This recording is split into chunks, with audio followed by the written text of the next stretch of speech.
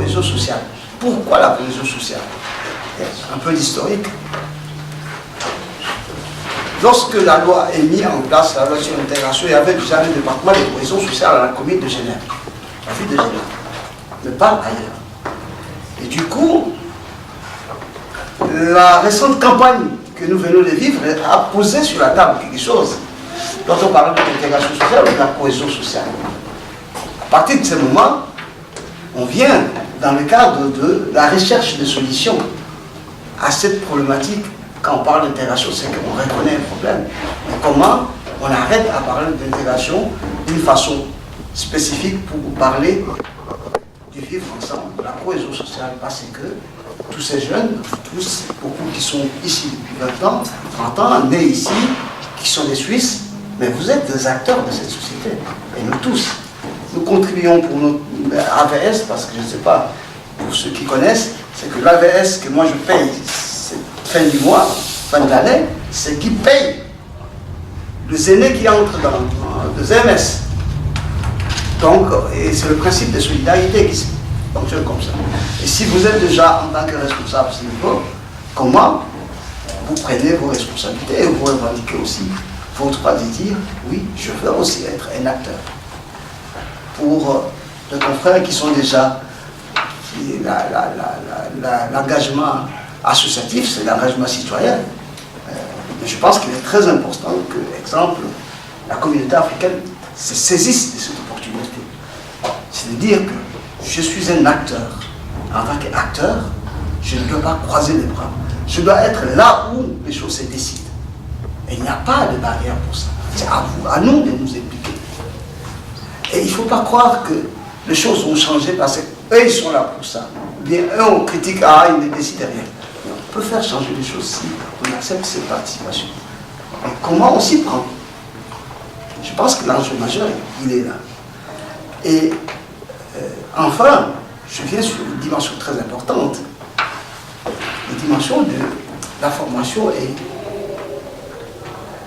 de l'éducation. Qui pour moi est au cœur du processus de l'intégration. Avant même qu'on aborde la question du travail. L'instruction et l'éducation est au cœur de l'intégration. Pourquoi? Parce que une instruction, une scolarité, une intégration réussie vous met dans une situation de défendre votre position. Que je ne suis pas un parfait. J'ai étudié. Donc j'ai le droit d'avoir les ambitions comme les autres. Avoir les ambitions, c'est aussi avoir ce courage d'adopter cette position. À ce moment-là, dites-le. Comment je n'y prends? Et c'est là où se pose un grand problème.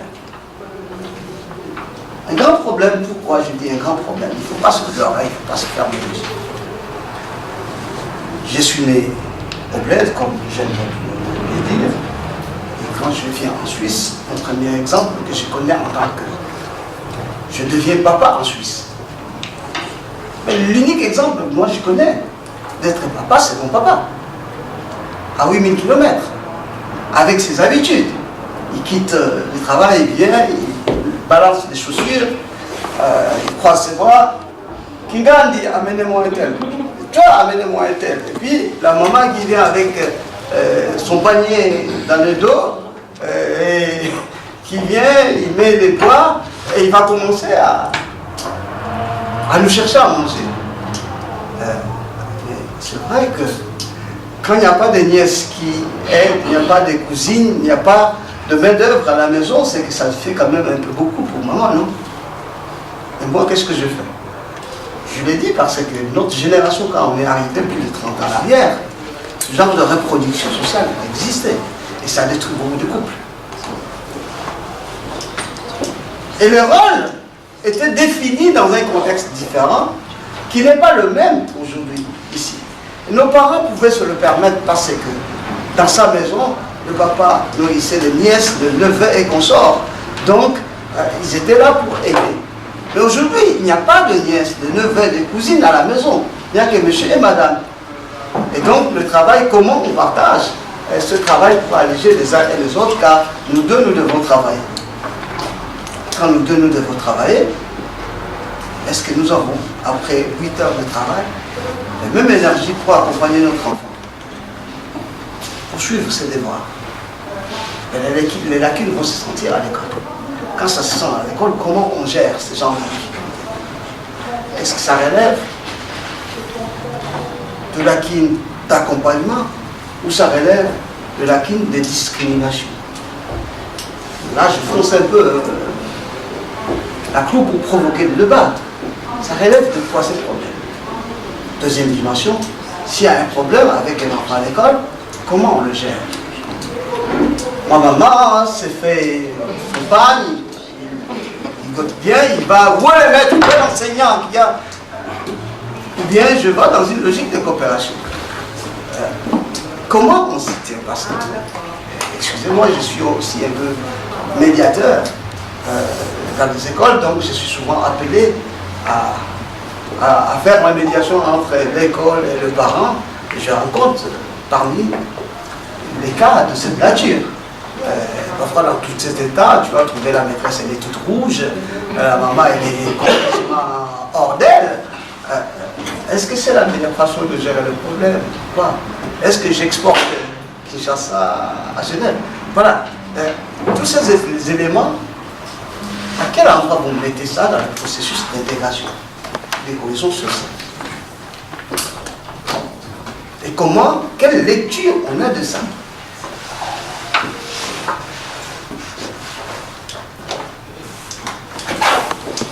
Le problème majeur de la cohésion sociale, ce serait justement le problème de la culture. De quitter sa culture pour pouvoir s'intégrer à une autre culture. De laisser vraiment toutes ces habitudes très patriarcales, comme vous disiez, papa arrive, il s'assoit sur son trône et le service doit suivre comme il se doit. Tu ne peux pas t'intégrer dans une société où, au contraire, l'égalité n'existe pas encore totalement, mais une sorte d'égalité entre l'homme et la femme où tous les deux on va travailler, on va rentrer après 8 heures de travail, chacun a eu son lot de soucis au cours de la journée, donc quand vous arrivez à la maison, il n'y a plus justement, comme vous disiez, cette énergie de suivre l'enfant ou quoi que ce soit, mais je vais essayer de ne pas me disperser, de rester sur la cohésion sociale par rapport au travail par exemple. On a plus tendance à chercher à rejeter la faute sur quelqu'un. Si je ne gagne pas assez d'argent, c'est pour X ou Y raison. Mais sache que si tu ne gagnes pas assez d'argent, c'est peut-être parce que tu n'as pas les mêmes diplômes que celui qui gagne plus que toi. C'est peut-être parce que tu ne fournis pas autant de ta personne que l'autre le fait.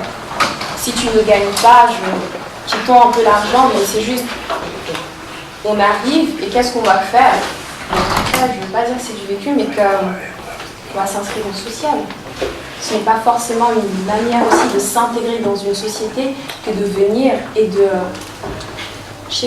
s'agripper à elle, de dire je vais complètement dépendre d'elle parce que c'est comme ça ou parce qu'il le faut, parce qu'ils sont là pour ça. Mais toi, tu es là pour faire quoi? Tu es là pour dépendre de gens qui te donnent le moyen de t'en sortir, de t'intégrer justement dans cette société ou au contraire de freiner les choses et après de rejeter la faute sur les autres parce que tu ne trouves pas finalement ton compte à ce que tu demandes aux autres de faire pour toi. C'est comme pour les enfants. Vous voulez que l'enfant réussisse à l'école, mais vous ne faites rien pour l'aider. Et après, qu'est-ce qu'on fait? On va accuser la maîtresse, le maître, parce que non, il n'est pas assez sévère. En Afrique, ça ne se passerait pas comme ça. Il se fait taper, c'est bon, ça y est, les notes, elles grimpent. Non, il faut aussi suivre l'enfant. Et ça, encore une fois de plus, c'est notre propre culture qu'on ne veut pas quitter.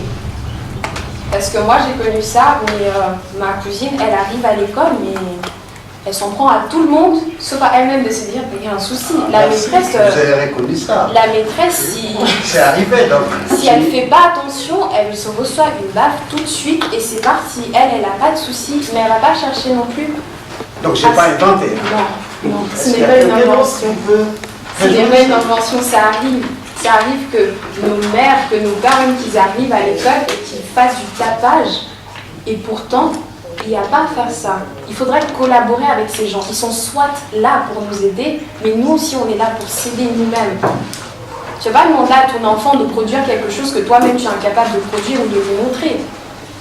Ce sont des choses qui doivent suivre, comme vous disiez, vous êtes arrivé il y a 30 ans, et c'est une reproduction sociale. Vous reproduisez ce que vous avez connu. Tu donnes ce que tu as reçu.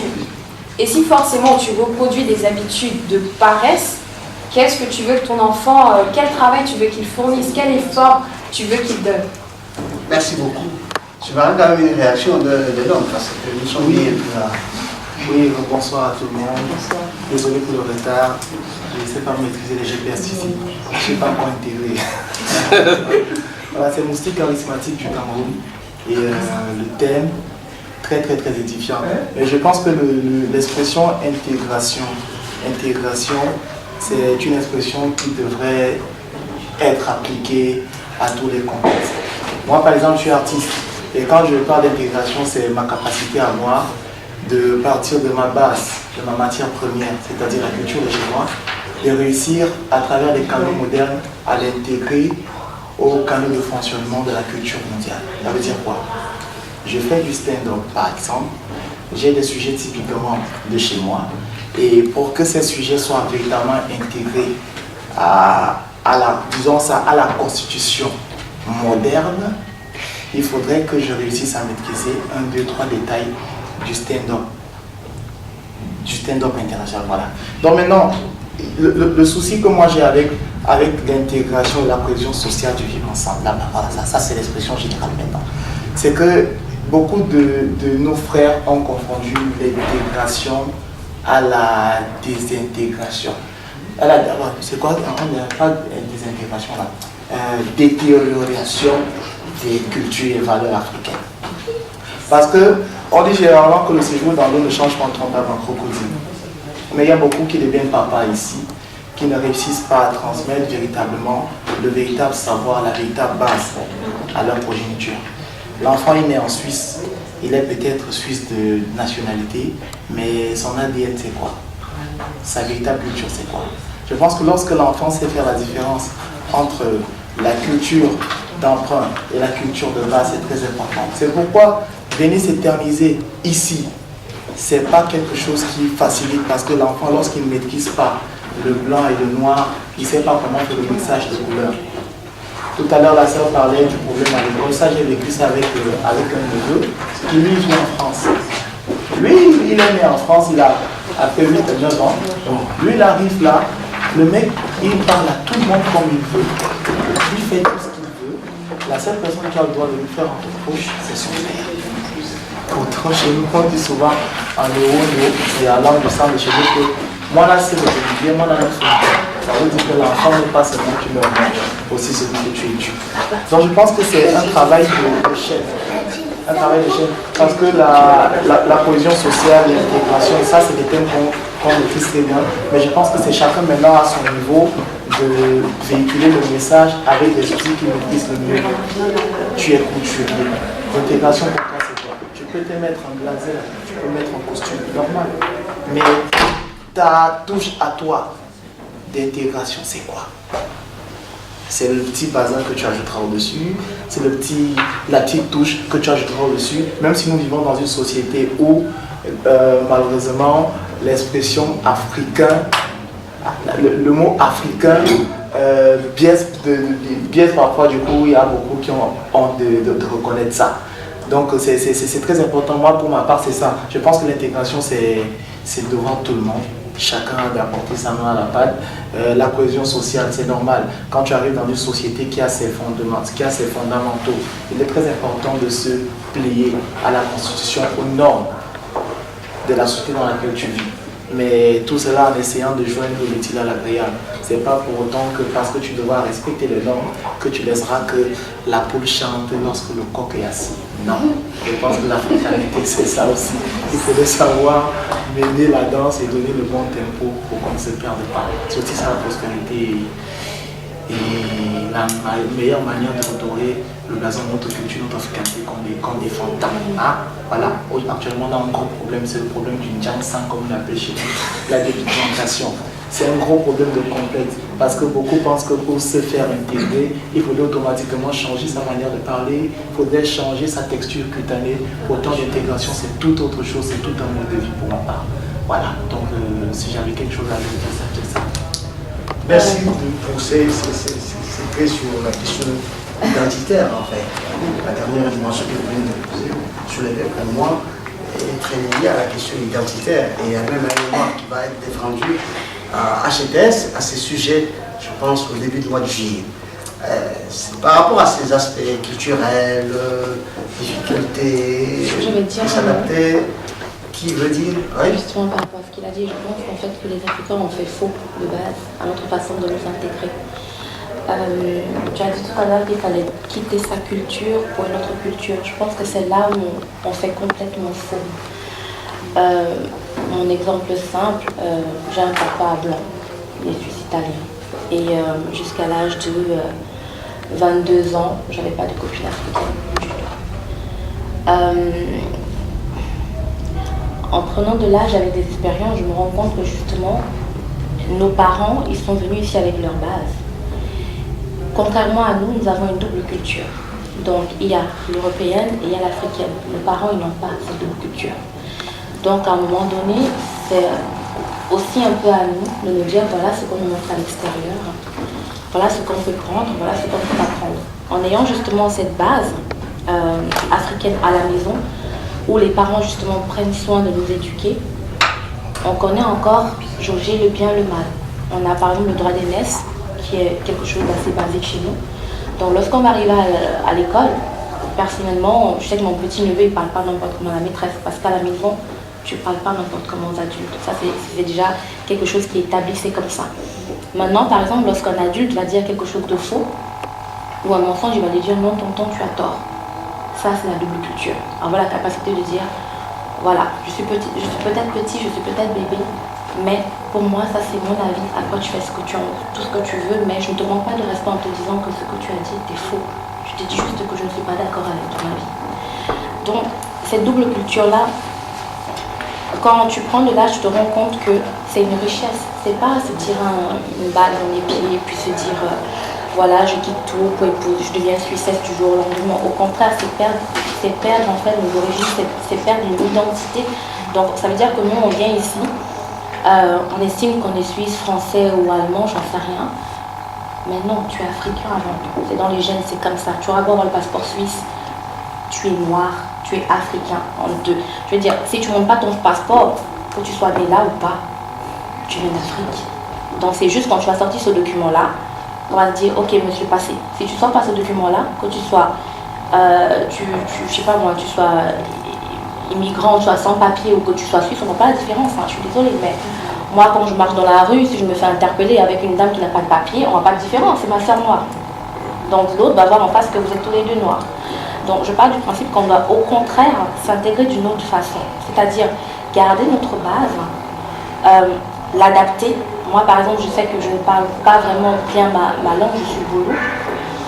Mon mari, il est Tom, on est Betty, mais on ne se comprend pas tous les deux. Déjà, lui, il ne parle pas du tout. Mais moi, j'ai quelques esquisses comme ça, j'ai quelques petits mots que je connais. Et j'ai une chanson que j'ai appris récemment avec ma mère il y a 2 ans, lorsque mon fils est né, je voulais apprendre une berceuse en ma langue. Je la chante, mon fils la chante aujourd'hui. Donc, je veux dire, il a 2 ans, il connaît les intonations, il essaie de... Voilà, parce que moi, j'ai créé une association qui s'appelle Abasikolo, où justement j'aimerais de temps en temps prendre des enfants et je leur apprends quelques mots en Betty, parce que je trouve qu'on est en train de tout perdre. On va se retrouver demain avec des enfants acculturés, donc c'est-à-dire qu'on est tous suisses. Je suis français, mais non, le Suisse n'estime pas que tu es suisse, il va te demander tu viens d'où. Quand je vais à la crèche, une maman albanaise parle à sa fille en albanais, c'est la base, c'est-à-dire que tu dois garder ta base, tu dois garder ta culture et avec ça, t'adapter certes, mais d'une meilleure façon, prendre ce qui est bon, laisser ce qui est mauvais, prendre ce qui est bon aussi chez toi, laisser aussi ce qui est mauvais. Par exemple, aller gueuler à la crèche, moi personnellement je le fais, je ne vais pas le mentir. Parce que parfois il y a des comportements qu'on peut voir que voilà, si moi je ne parle pas là, personne ne va sauver mon fils, c'est à moi de le faire. Donc il y a des comportements que voilà, je dis, vous ne le faites plus. Là j'étais là, j'ai vu, vous n'avez pas intérêt à le refaire. Et aussi sache que derrière il y a quelqu'un pour protéger nos enfants. Après, il y a peut-être la façon de le faire. Je ne vais pas venir comme ça et puis je me mets à gueuler dans tout le truc. Je vais voir la maîtresse avec qui j'ai eu un souci, avec qui j'ai vu l'action que j'ai estimée qui était assez déplacée vis-à-vis de mon fils. Je vais lui dire, écoutez madame, je vais voir de façon stricte, parce que parfois les gens ont besoin qu'on leur dise des choses clairement. Donc du coup, c'est peut-être mon côté justement africain qui prend le dessus, mais c'est pas si mauvais que ça. Parfois, les gens ont besoin qu'on les tape dans les mains pour comprendre que, voilà, la prochaine fois, tu ne marches pas comme ça avec moi. C'est simple. Donc, il ne faut pas éliminer sa culture, pas tout abandonner. Comme j'ai dit, j'avais des copines que blanches. Après, à un moment donné, j'ai réalisé en fait que moi, je n'étais pas blanche. Donc, tu te dis, mais il y a un souci quelque part parce que je ne vous connais que vous. Donc, ça se passe comment? Et là, je me suis dit, ah, en fait, il y a un souci quelque part. Il faut que j'apprenne qui je suis, d'où je viens. Et c'est là que j'ai commencé par exemple le Cameroun. Je suis allée au Cameroun 4 fois, mais ça, c'est moi-même qui ai pris l'initiative. Et je pense que c'est un peu le souci avec des enfants qui ont grandi ici. Nos parents ne peuvent pas forcément leur donner ça, ils n'ont pas le temps. Voilà, il y a des moments qui enchaînent 3 boulots, ils sont fatigués, mais c'est à eux aussi de chercher parfois. Parce que si on est simplement là et qu'on attend qu'on nous mette tout dans la bouche, ça ne va pas fonctionner. Donc il y a plusieurs aspects, il y a l'éducation, mais on doit armer nos enfants, ça c'est vrai, mais eux aussi, ils doivent peut-être avoir des fois des éléments déclencheurs. C'est pour ça qu'il y a une question que je trouve aussi très intéressante, qui était qu'est-ce qui pourrait améliorer justement cette histoire d'intégration. Avoir des séances, justement une association comme ça, aller dans une école, déjà dès la petite enfance, parler justement que vous êtes tous là, il y a des différents, il y a des Chinois, il y a des Blancs, il y a des Noirs, voilà, vous pouvez vous intégrer de cette façon, vous pouvez, voilà, il faut savoir que l'autre il est Chinois, chez les Chinois on dit bonjour comme ça, ou alors il y a une façon juste pour amener l'intégration déjà, l'insertion dès la petite enfance. C'est pas à 20 ans que je vais venir essayer de changer les gens, ou alors tes parents qui savent que voilà, je mets les pieds au sol. Moi personnellement je sers mon mari à table, c'est quelque chose que j'ai vu chez ma mère, mais maintenant il faudrait pas ça, je veux dire. C'est la double culture. À un moment donné, il faut prendre le bien, le mal et faire la part des choses. C'est à nous, à un moment donné, à un certain âge, de jauger ce qu'on peut prendre, ce qu'on ne peut pas prendre. Et ce qu'on va donner à nos enfants, ce qu'on ne va pas leur donner. Et il faut donner à nos enfants le courage de s'exprimer. Ça, c'est le truc. Oui, non, mon fils, si tu as dit ça, tu te tais, tu passes. Non, on l'a offensé. Dis-lui, tu vas répondre en environ de tape, tu rends. Clair. Donc, c'est aussi une petite force que moi j'ai pas eue. Moi-même me disait non, faut te taire, si on te dit ça, non, tu laisses tomber, tu rentres. Et tout. Non, c'est frustrer et castrer les enfants. C'est pas à vous les parents, c'est à nous qui sommes parents au jour d'aujourd'hui qu'avant justement cette double culture de prendre la relève. Mais ça, il faut qu'on réalise, il faut qu'on ait un déclic qu'il y a quelque chose qui ne va pas. Donc voilà.